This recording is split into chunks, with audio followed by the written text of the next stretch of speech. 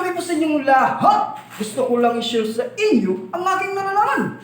Ang ating pag-usapan ngayon is all about do this to your boss. Lahat naman tayo ay may kanya-kanyang boss. Meron silang kanya-kanyang pag-uugali. May masamang boss at may mabuting boss. Sila ang nagpapasahod sa atin. At sila ay dapat nating irespeto.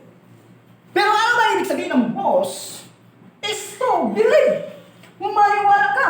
Dahil minsan pinapakita nila kanilang galing, talino, at kakayahan, at lagi, dahil meron silang pera. Dahil kung hindi ka maniwala, sasabihin niya ng boss mo, ayaw mo kasing maniwala eh.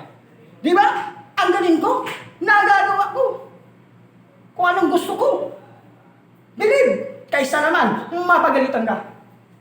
Ano ba? OB, sumunod ka kung ano ipapautos sa iyo. Gawin mo. Kaysa naman, wala kang ginagawa na feeling ka boss-a-boss. Gawin mo to. Pag hindi mo to ginawa, pag sumablay ka, umalpa ka, you are fired. Lumayas ka. Get out of my face. Ano ba? Submit. I-submit or i-surrender. Eto, dalhin mo tong dokumento. Mga bells, ibalik mo pagkatapos. Yes, boss. Boss, accomplish na. Ito na po. Complete or regalo. Walang labis, walang kulang. Ibalik mo. Papakita mo na ikaw ay tapat sa iyong trabaho. Alam nga, sir, paglingkuran mo siya. Ipakita mo. Boss, ito na yung gamit mo.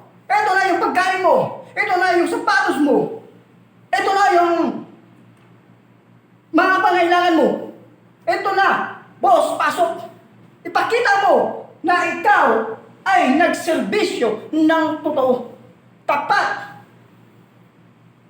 Dahil kung ginawa mo ito, ang boss na to, believe, obey, submit, serve, ikaw ay mapopromote. Depende na yan sa magiging boss mo. Iaangat kita dahil ginawa mo, sumunod ka, nagtrabaho ka ng maayos. Maraming salamat. Huwag niyong kalimutang i-like, share, and follow para updated kayo sa aking mga video.